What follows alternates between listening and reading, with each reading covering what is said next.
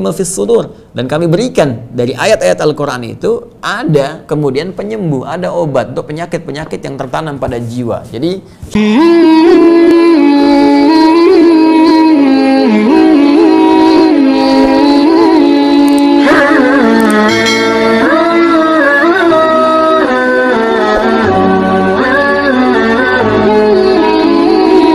ingin kembali mendapatkan berbagai kemuliaan-kemuliaan tadi, kemudahan dalam kehidupan, ya, kelancaran beraktivitas, mendekat untuk mendapatkan segala kemudahan dari Allah, maka tidak ada cara lain kecuali kita kembali kepada Al-Quran, kembali untuk mempelajari, kembali untuk mengkaji, kembali untuk membawa pedomannya sehingga mudah diamalkan dalam kehidupan. Kalau Anda nggak percaya, silahkan cek semua di Al-Quran.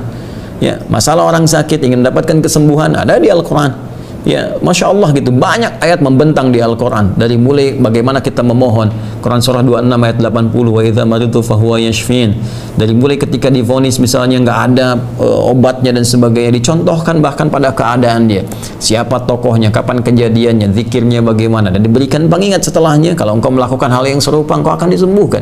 Wa ayyuba idz nada rabbahu anni masani yadhurru wa anta arhamur rahimin fastajabna lahu fakashafna ma bihi min dhurrin wa atainahu ahlahu mithlahu ma'ahum rahmatan min indina wa dzikra lil 'abidin. Quran surah ke-21 ayat 83 sampai 84 itu.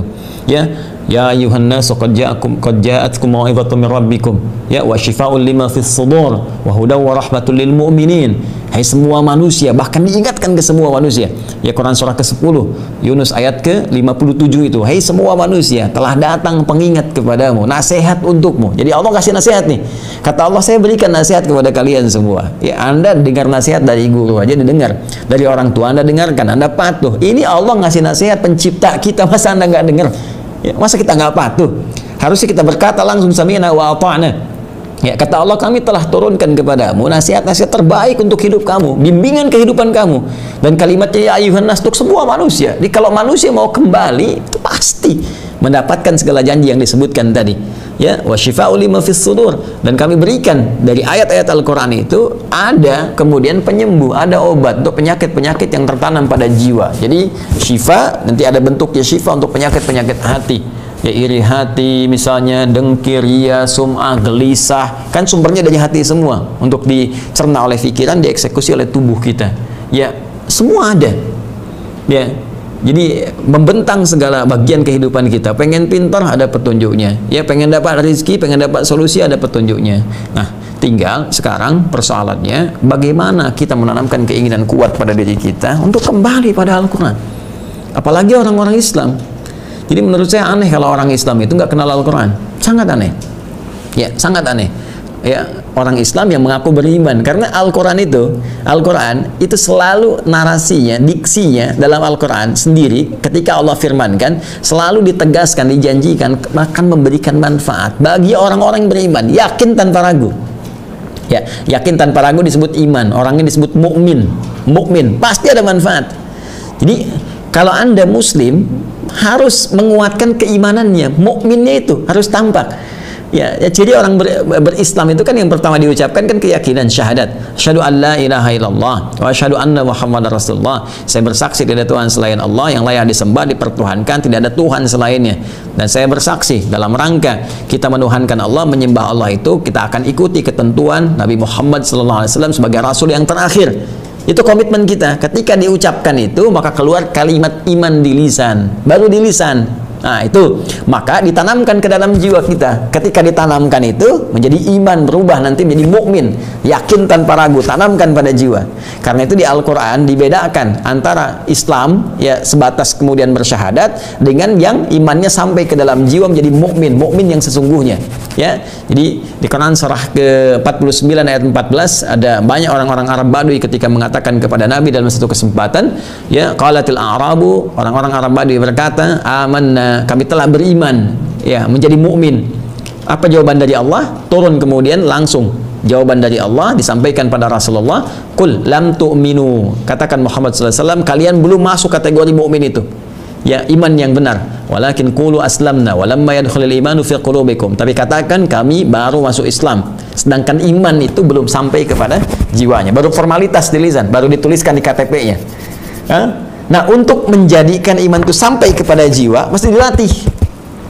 Ya, mesti dilatih. Nah, latihannya itu berupa amal soleh. Amal soleh punya turunan. Ya, di antara turunan itu ada yang terkait langsung dengan Allah dalam konteks ibadah seperti sholat. Ya, makanya kalau kita ingin menguatkan iman supaya yakin dengan Allah, supaya kuat dengan Allah, yakin betul tanpa ragu, pengen dekat, pengen mudah mengamalkan hukum Allah, maka jaga amalan-amalannya. Apa diantaranya? Ya, yang pertama ya kita lihat ada apa kalimat iman di Al-Quran, setelahnya amal apa. Kalimat iman pertama Al-Baqarah di ayat ketiga kan, alladzina yu'minuna bil ghaib, yaitu orang-orang yang yakin kepada Allah walaupun belum nampak dalam pandangannya, yakin betul. Bagaimana menanamkan keyakinan itu? Wa yuqimunas shalah, dia tunaikan salat. Ya? Jadi salat ketika kita tunaikan itu diantara fungsinya menguatkan keimanan kita, ya, menguatkan syahadat kita. Makanya setiap kita salat dalam tahiyat kita ucapkan asyhadu an la ilaha illallah wa asyhadu anna muhammadar rasulullah, ya kan?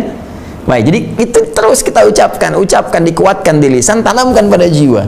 Karena itu kita kuatkan, bahkan dari sejak dibuka dengan takbir Allahu Akbar, ya, rukuk, sujud dan sebagainya, membangun kekuatan. Nah, dan di antara cara untuk menguatkan iman itu, salah satunya lagi, ada awalnya yang sangat dahsyat, yaitu Al-Quran.